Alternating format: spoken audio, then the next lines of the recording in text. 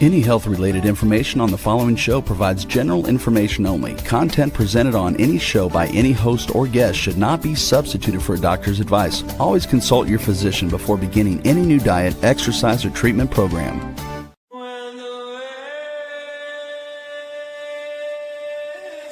For centuries, ancient cultures knew the secrets to longevity, vitality, and healing. Now, modern science is catching up.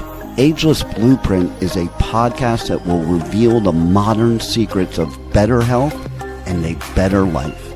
Join Dr. Eldred Taylor here today and every Wednesday at 9 a.m. Eastern Time on W4HC Radio at W4HC.com.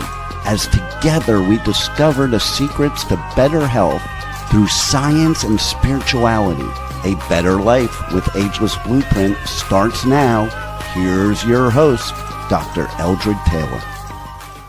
Hello, good morning, and I am Dr. Taylor. I am the spiritual MD. I am the hormone doctor, and I am the creator of the Ageless Blueprint. And if this is the first time you've been here, welcome. If you have seen this before, as you notice, I have a new backdrop here. It's over on that side. And I told you I wanted to try and improve this every time. So I got a nice professional backdrop so that I don't have to worry about blurring something behind me, because this is kind of my sacred space. This is my extra bedroom. My wife is a night owl. I'm an early bird. So I like to get up early and get my work done. So I didn't want you to really see what my little sacred space looks like. So I got this backdrop. But anyway, I hope you like it. You can comment on it, tell me what you think. But anyway, this is a good episode.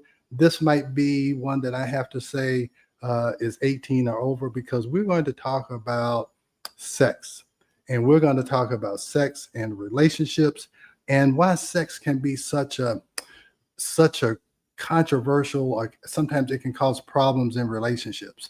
And primarily it's because we don't understand the difference between what happens when a person gets two X chromosomes and when a person has an X and a Y chromosome.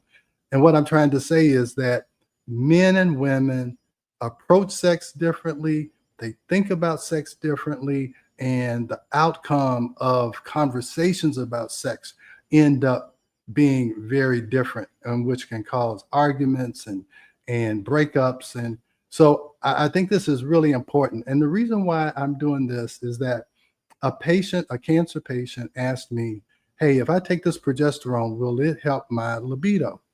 And I said, look, it should, because progesterone helps you to relax. And we're going to talk about that.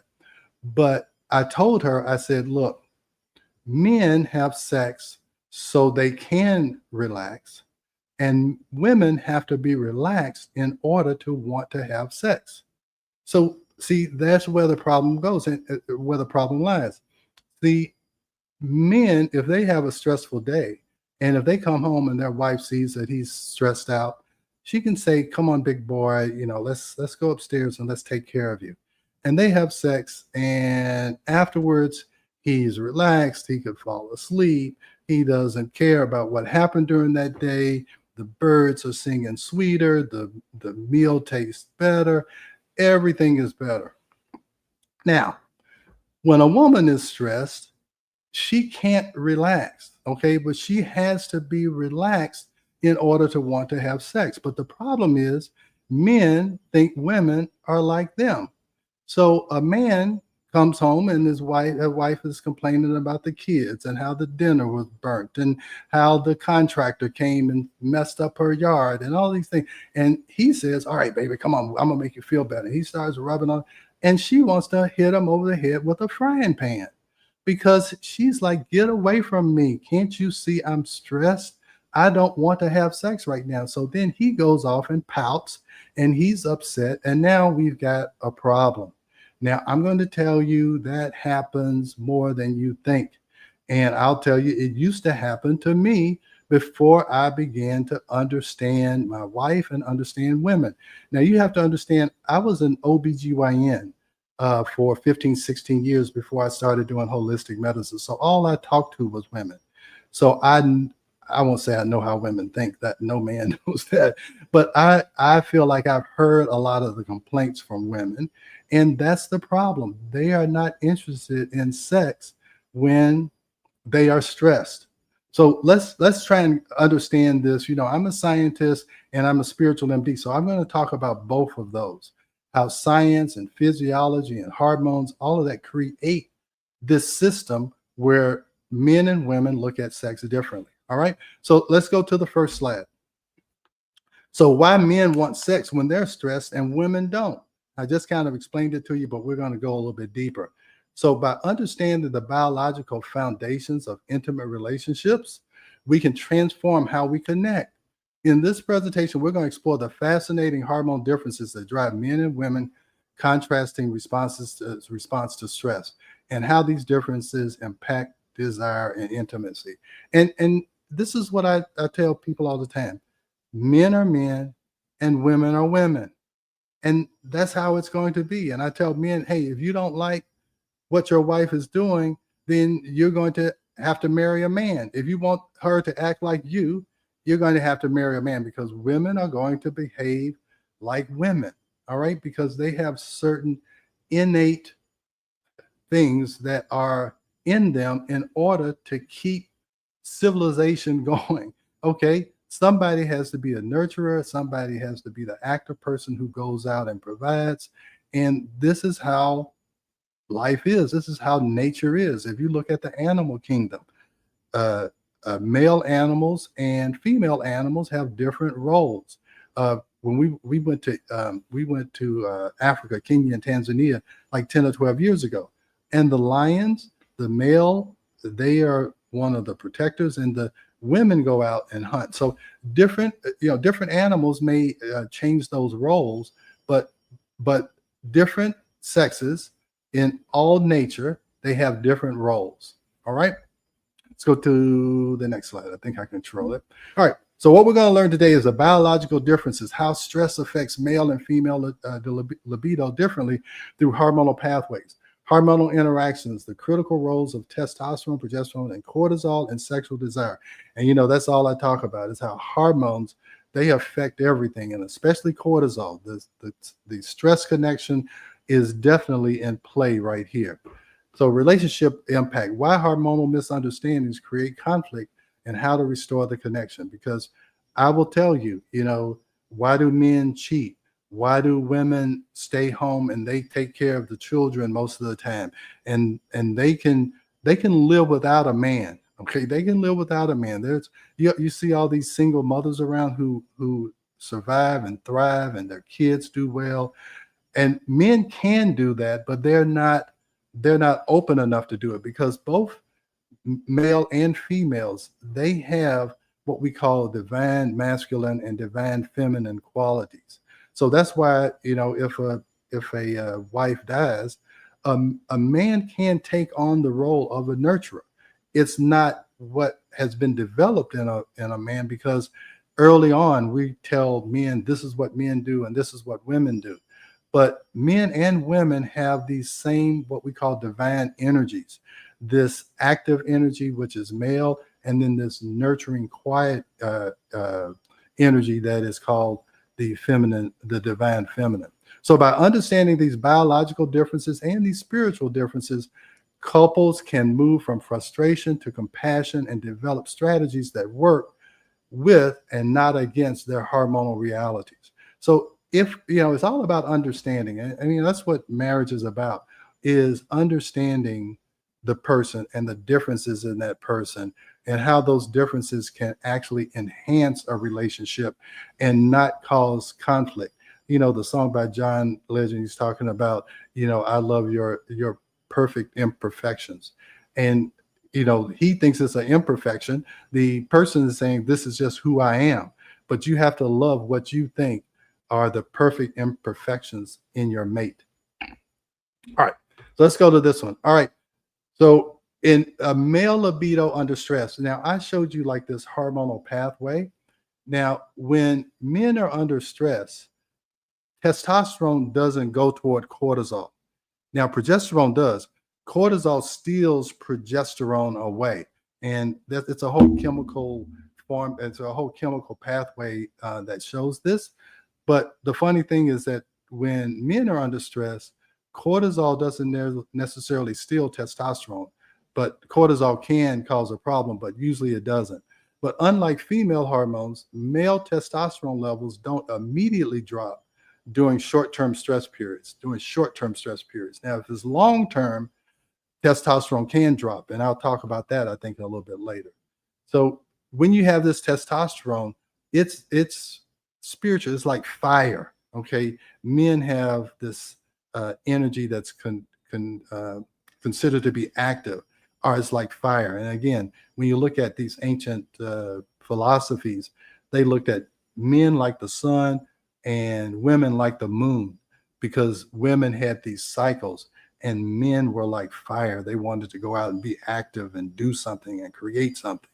So how do you put out fire? It has to go to water, and women are like water. So let me tell you, I'm gonna get into some of this, because this is called ageless blueprint. And I went to Egypt to learn these ancient philosophies. So what they look at is that women are like water. Okay, they cool the fire. And so that's what you got to think, is that men have stress and they want to go and be cooled off with water. And so that's what happened. But the water has to be still and calm. You don't want to be cooled off by a hurricane. Okay, you don't want to be cooled off by a hurricane. You want the water to be still and quiet. And a woman has to feel like that in order to accept and cool off the fire. Okay, that sounds deep, but it's really beautiful. All right, so sexual activity triggers dopamine and oxytocin release. And dopamine is what gives you pleasure, and oxytocin makes you want to be close to someone. And that counteracts the cortisol effects. So the man is looking to be cooled off. He wants to feel some relief. He wants to be close to you, but he's looking for sex to bring that closeness. All right. With women, it's the other way around. They have to be close in order to want to have sex. They have to feel the oxytocin first. They have to feel the dopamine first before they want to have sex. And men, they have sex so they can feel the dopamine and they can feel the oxytocin. And so for men, it is a psychological escape. And sex provides both mental distraction, so they can forget about the problems that they had at work or with with whoever, and the emotional release from stressful situations. So again, a man can have an awful day, and women, you know this. And if you allow them to have sex with you, they forget about everything. If you want to stop an argument with a man, just tell him, "Come on, baby, I'll make it up to you. Let's go upstairs and let's see what happens." And he just immediately, just thinking about it, he gets a smile on his face, because men are very visual. They can imagine, a sexual scene, and their body will respond to it. If you don't think that your body responds to your thoughts, ask a man if he thinks about sex, does his body respond in a certain way? And I think you know what I mean when you're talking about response. And just like a woman, if her thoughts will control her physiologic response, okay, whether she becomes moist and excited or whatever, it can be by the thought of feeling close to the man, all right, to her spouse or to her sexual partner. All right, the female libido under stress. Cortisol blocks progesterone. In one of the other videos, I showed you the hormonal pathway, how hormones originate from cholesterol, and then it goes down this pathway. But when stress is involved, it takes a left turn, and instead of making progesterone, it makes cortisol. Okay, so now her progesterone is down. Now, why is that important? Because stress hormones directly inhibit progesterone production, creating this hormonal imbalance. The nervous system shifts because progesterone is a calming, relaxing hormone. That's why when you don't have enough of it, the 2 weeks before your period, you get anxious and depressed. So the body automatically enters this fight or flight mode, prioritizing survival over reproduction. Because it's saying, hey, look, I'm stressed. I can't be stressed out trying to carry a baby, because remember, your body doesn't necessarily realize that there's birth control pills and condoms. It thinks that sex is for procreation. All right. But we look at it due to recreation. Now, I will tell you, as associated with recreation. Now, before birth control pills, in ancient times, or before birth control pills, sex was very serious because it could always produce an offspring. So you had to look at it differently. And women look at sex primarily as procreation.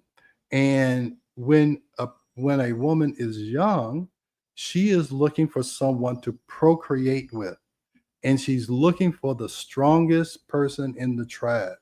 All right. That's why women are going toward athletes or whatever, because they want to make sure that their offspring is strong enough to survive. Okay. And so, I see we have a question, but just hold on, Rebel, and I'll get some questions. So they want to make sure that their offspring is strong enough to survive. So they want to find the strongest male, and that's why athletes get all the women, the tall, dark, and handsome get all the women. They can't help it. It's their biology. Now, luckily, my wife settled for me, so maybe I had some other characteristic that impressed her. But that's how you have to understand. We are part of nature. Okay, you got to understand that we are part of nature. So we act in a way to preserve nature. All right. So safety becomes priority. The female body requires feeling safe before sexual desire can activate. Again, they have to feel close to the man. They have to feel safe, or their body is not going to respond. When they have a hurricane going on, they can't receive what the man is trying to give them. All right. Because you have to look at it is that the man provides the seed and the woman provides the fertile soil. And when there's chaos, the soil is not fertile. And the woman will actually stop ovulating to make sure she doesn't have a baby when there is a lot of chaos. And that's why women who go through the infertility workup, a lot of times they don't get pregnant because it's so stressful. And once the infertility workup is over, then they have a baby, because now the stress is gone. Now they're calm. Now the waters are still. And now they can accept the seed. And now the soil is fertile again. All right. What do you think about that so far, Rebel? Oh my goodness. Oh my goodness. There's so many things going on here. It's almost like it kind of contradicts each other. Like a man has to be stressful or performs better under stress, and a woman has to be calm.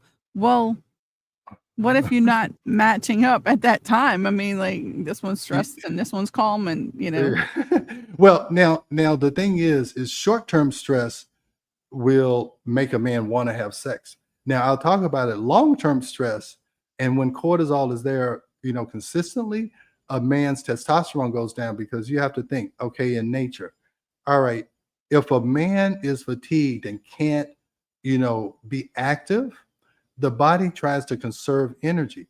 So if it's a long-term stress, like even men at war, because they have a long-term stress, their testosterone goes down, because the body is saying, hey, look, you're tired. You're in this situation where you could be killed, and you're not going to be able to provide for this baby. So, hey, look, I don't want you running around chasing women. So I'm going to take your testosterone away so that you'll conserve energy and don't waste it on sex. Don't waste it on running around. So short-term stress makes the man want sex. Long-term stress takes away his testosterone.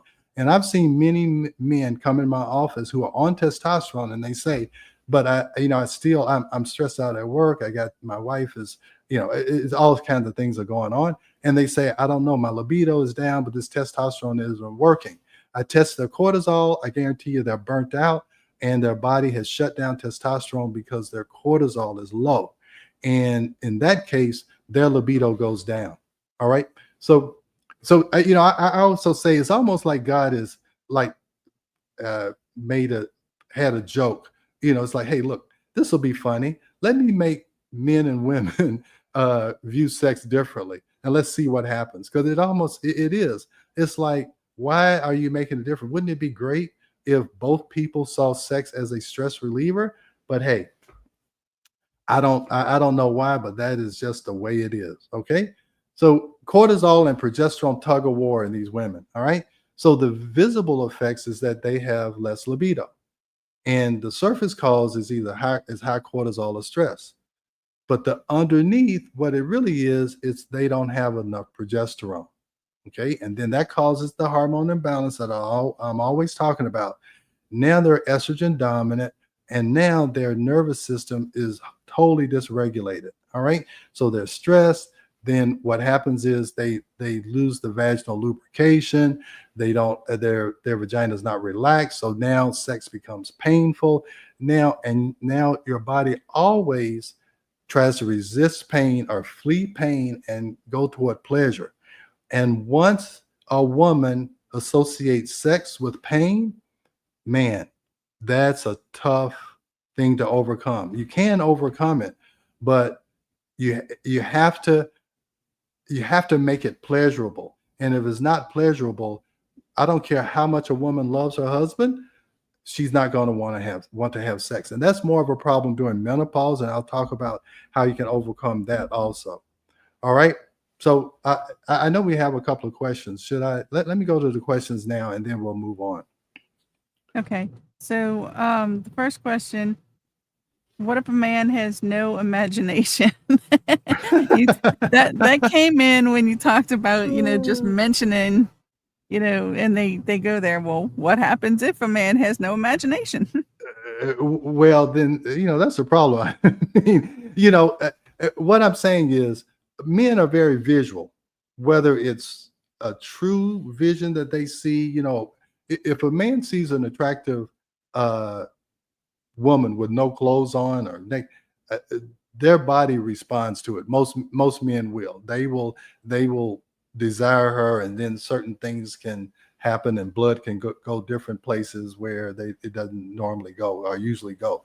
But that's what I'm talking about. Imagination is that a man can even imagine that, hey, I think my wife is going to have sex with me, and their body responds to it. So if your man has no imagination, I don't know. That's a problem, because that's how you create things. You have to imagine it first. It has to be something in your mind first in order for it to actually materialize.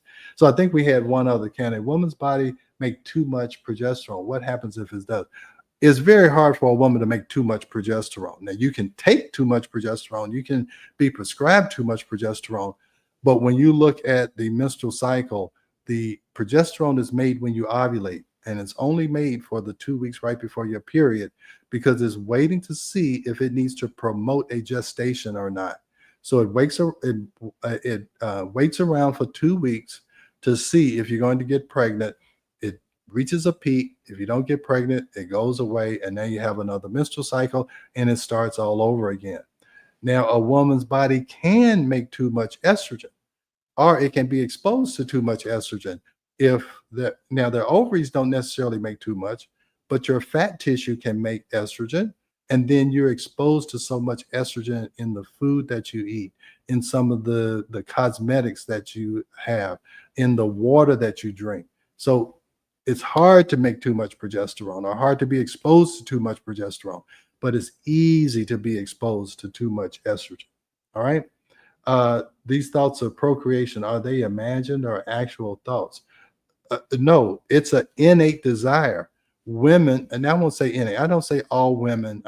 You can't say all about anything, because everybody's different. But the natural energy or blueprint of women is to look at sex as procreation, for procreation. Men look at it as recreation. Okay, so that's the problem. All right, and so now here's the other issue. And men, you need to understand this. Once a woman procreates and has a child, nurturing that child becomes her number one priority. Hands down. Sex falls down right above mopping the floor. That's how, and men, married men who have children, you can testify to this. Sex goes way down on the list. And some men get upset. They were like, oh, ever since we had this baby, my wife, she doesn't seem to be as interested in sex anymore. Well, join the club, homeboy. I've been married for 39 years, and I had to realize that when we had our first child. Now, when she's trying to procreate, hey, she may be Johnny on the spot. Hey, let's go. Once she has that baby, if she has true maternal instincts. Now, not every woman has overwhelming maternal instincts, but I'm just saying in general, once she has a child, nurturing is number one. And if that child is sick or that child needs anything, you are second fiddle. Just accept it, guys. Okay, the children come first. That's why if there's a problem, the woman says, hey, get out of here. I can do it by myself. Now, men aren't going to say that usually. All right. And that's why you see all these single mothers. Their number one priority is nurturing. And they don't like to have other men in their house. They don't need them. Okay. They don't need them. All right. Now, a man, even if his wife passes away and gets divorced and now he's in the nurturing mode, he still is going to look for that fire to be cooled. Whether he does it himself or he finds someone else who can cool the fire, that's what's going to happen. Oh, all right, Dr. Taylor, we have one here. Now, this might turn into a whole different show. Oh boy, here we go. For another show. Now, Okay. we had someone ask this question. If a man has never had his own children, like if he is the stepfather to children, do you feel that they understand that they don't come first? The children still come first. He better understand. He better understand. Okay. That's why a lot of women will say, hey, look, I am not thinking about remarrying. I don't want another boyfriend until my children are out of the house. Okay. Because they don't want anything to disrupt their nurturing. Okay. Now, a man, if he marries a woman who has children, he better accept that those children are number one. She may like you, love you, and accept you into the home. But hey, you start causing a problem with her children, see what happens. Okay. I'm just telling you what I know and what I've seen. And this is how these two sexes interact with each other. All right. So, hey, it's time for a commercial. This will be a good place to stop. And then we're going to talk about how we can fix this. All right.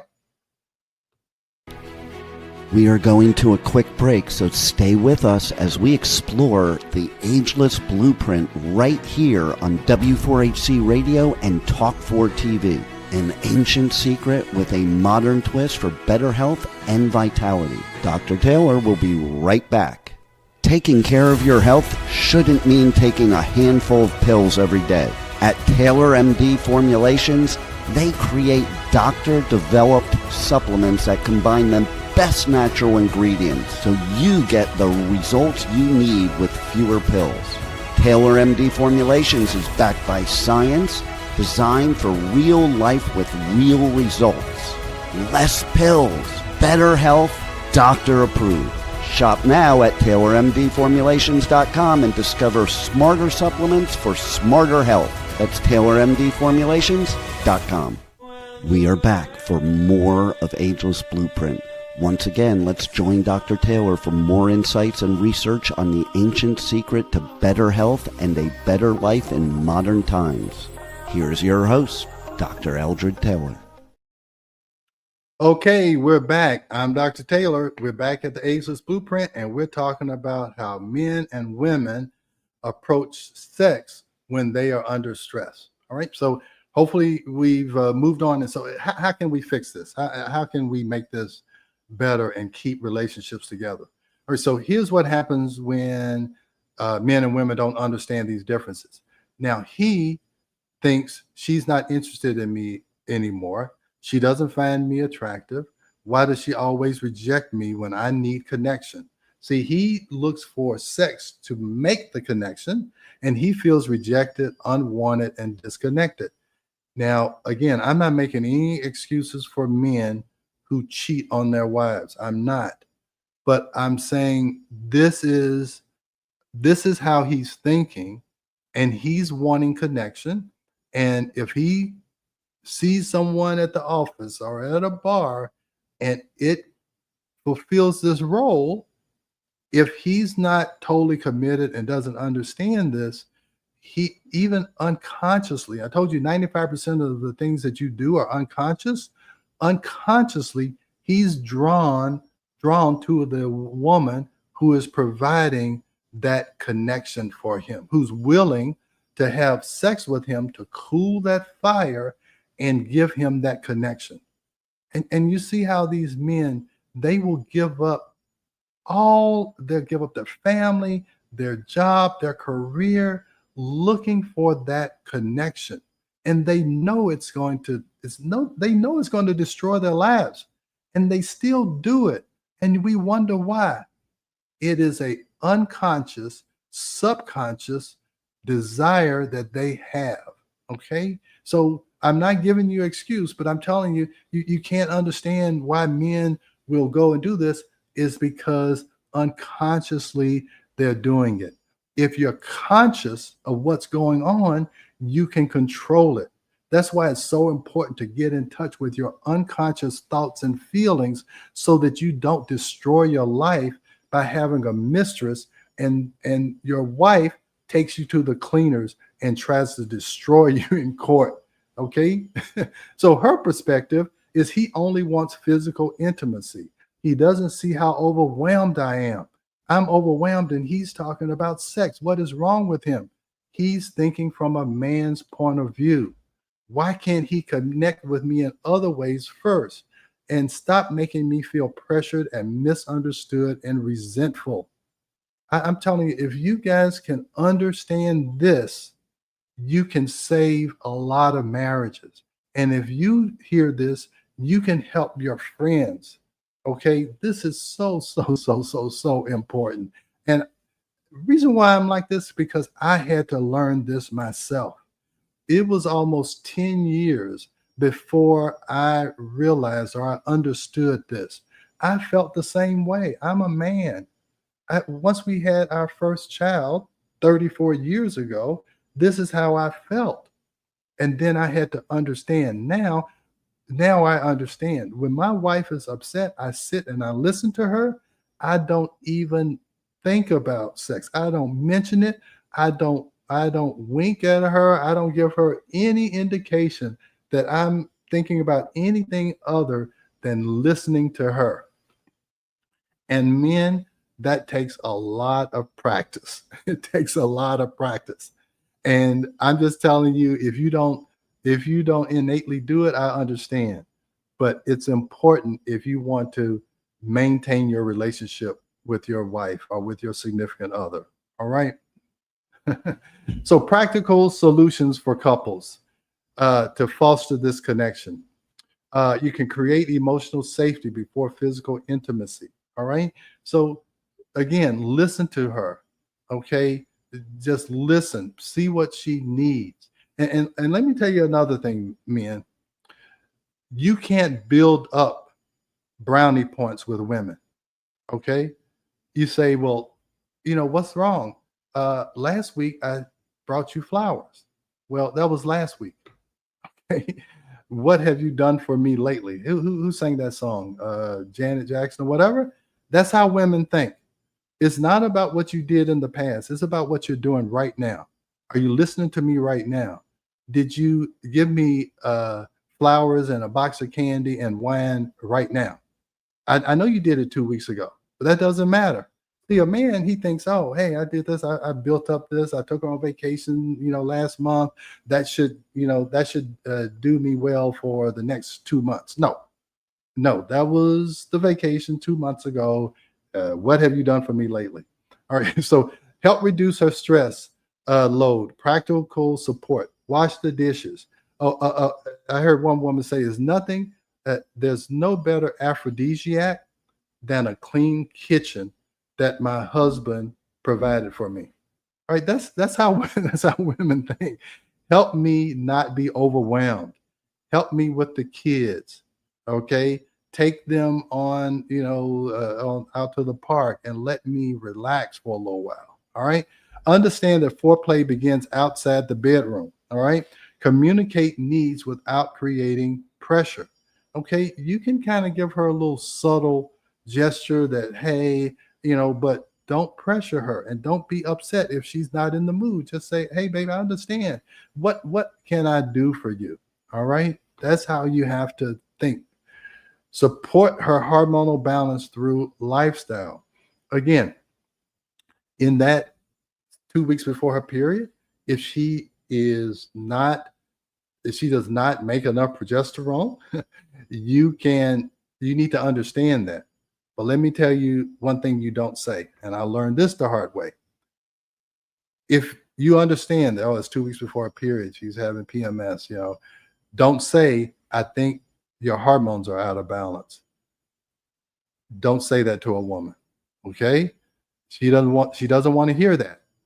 I'm just going to save you. I had to learn that the hard way.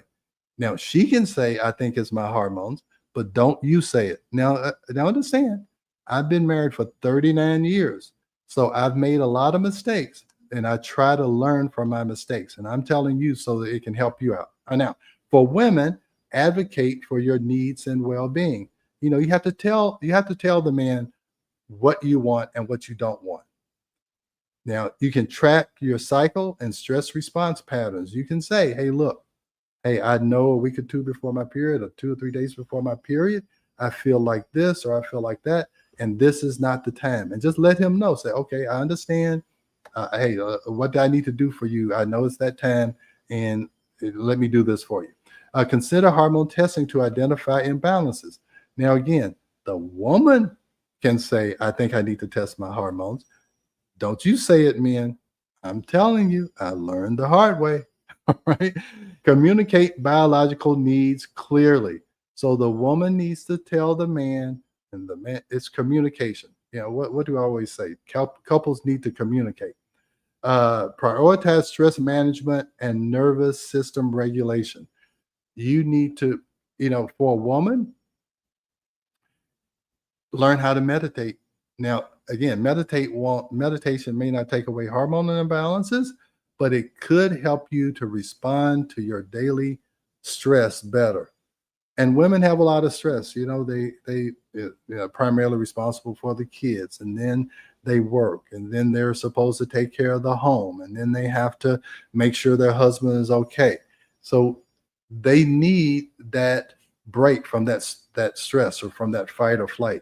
So women, if you could learn how to meditate or just go away to your quiet place and take some breaths, that would help also. And then you want to educate your partner about your hormonal reality. Okay, you have to tell them, hey, this is how I feel. Women have endometriosis and fibroids, and they have irregular bleeding and all of that. And you have to understand, if a woman doesn't feel good about herself, if she doesn't feel good about how she looks, if she doesn't feel good because she's in pain from endometriosis or cramps or whatever, they don't want to have sex. Now, men are different. Men can be sick, dying, 300 pounds overweight, sweaty, nasty. They still want to have sex. Okay. And you see it, men don't care. Men can be on their dying bed, and if they can foster up just enough energy to have an erection, they'll consider having sex. Now, I hate to say it, but hey, Rebel, I don't know how much you've been around men or whatever, But have you noticed that difference that men, they don't care. Now, women are very particular. If things aren't just right, sex is not even in the cards for them. So anyway, I won't put Yeah, you on the spot. men will just do it anywhere, anytime, with anything that's breathing. Okay. That's I know it's, but here's what I'm saying. That's the problem with having a Y chromosome. I mean, it just is. It's not necessarily good for relationships. So you have to be you have to actively understand kind of those innate, unconscious, subconscious uh, desires that men have and how women are different from that. So if you're ready to take the next step, I should have uploaded it. I wanted to talk about, because I'm the spiritual MD, and I had those slides. Well, anyway, I know what I was going to say about them. Now, back in ancient times, again, before there was birth control pills, everything, sex was considered to be a sexual. I'm sorry, sex was considered to be a spiritual activity, combining two energies, that feminine and masculine energy, and it was considered to be sex was considered to be a gateway to spiritual spiritual enlightening. It was the When did next that best. change? That changed when we stopped connecting spirituality with our physical body. See, when we separated physical or from the spiritual, then sex just became a physical thing. It used to be physical and spiritual. It wasn't about having a climax. It was about connecting two energies to create something more beautiful. Just like what sex is. Two people get together and they bear fruit. Okay, that's what the problem. And so that was to be to create this spiritual experience between two people, two becoming one. See, that's a miracle. When you're married, you say two become one, and that sexual experience was allowing you to experience being oneness. And that's what, when I get into spirituality, is always talking about oneness, being connected to that one source. So it was a spiritual experience. And if you look at all ancient philosophies, Taoism, Kabbalah, Kemetic spirituality, it was a spiritual. In Africa, they used to pray before having sex. And what they would pray for is that if an offspring was produced, that God would bless them and would protect that offspring and would bring them a healthy offspring. So it was always that they were thinking that, hey, look, we might bear fruit from this experience, and we need to make sure that we have good fruit, that we create good fruit. I hate to tell it, that's not what they're thinking nowadays. I know. And that's why we have such a problem with sex, is that we think it's only a physical thing. And so it doesn't bring that connection that it should. Now, when two people are connected spiritually, and they have sex, or they're connected spiritually, sex is beautiful. They don't have this because they're so connected that they understand each other. They realize, hey, this is not the time. This is not this. I need something else. I need to do something else to make my partner feel whole again. It's not about us having sex. It's other things. What can I do for her to support her? But yeah, when Descartes, and I talked about this in one of my first podcasts, back in the 1600s, says, hey, we're going to let the church deal with the spiritual part, and then we're going to let science deal with the physical part. And here's what the church did with sex. It made it where it was shameful. Okay, is that you had to, it was a taboo. You didn't talk about it. You didn't say anything about it. They made it where it was some type of, evil thing in order to, having sex. And so it made it where it was a whole different connotation around sex. It wasn't something sacred. It's not anything spiritual anymore. But I'm going to tell you, if you can get to that point, it is a beautiful thing. And I will tell you is that it took me and my wife a long time to get to that point, to get to that realization. And you say, and this is what I'll tell you, since I've made this transformation, me and my wife have the best relationship we've ever had. This last year, after 39 years, I'm understanding this. I'm telling you things. Now, I knew about the men have sex to relax and women have to be relaxed to have sex. But to talk about the spiritual component of it and how these ancient traditions have gotten pushed to the past, this is why I call this the ageless blueprint. We are not the smartest people who've ever lived on this planet. We are not the most connected people who have lived on this planet. Ancient civilizations, they had knowledge that we have discarded. Wars and